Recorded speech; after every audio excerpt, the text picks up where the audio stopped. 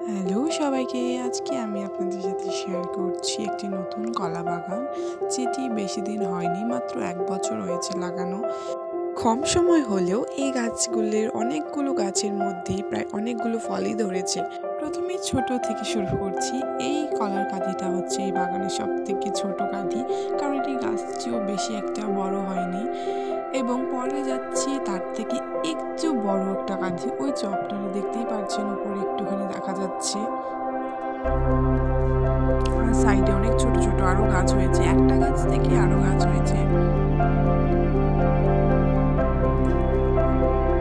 তো এখানে অনেক ছোট ছোট গাছ আছে, কিন্তু তার মধ্যে থেকেও অনেক গাছের মধ্যেই ফল ধরেছে।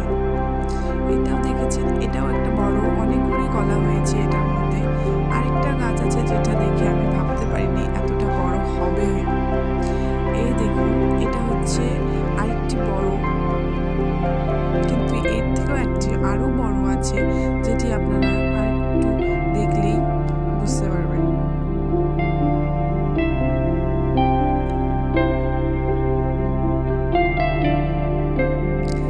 যার কথা বলছিলাম, এটি হচ্ছে বাগানের সবচেয়ে বড়। দেখতেই পাচ্ছেন কতটা সুন্দর লাগছে, একদম ফুলের মতন মনে হচ্ছে দেখতে। আর এই হলো কলার মোচা, এটি আমি পুরো বাগান ঘুরে মাত্র একটি দেখতে পেয়েছি।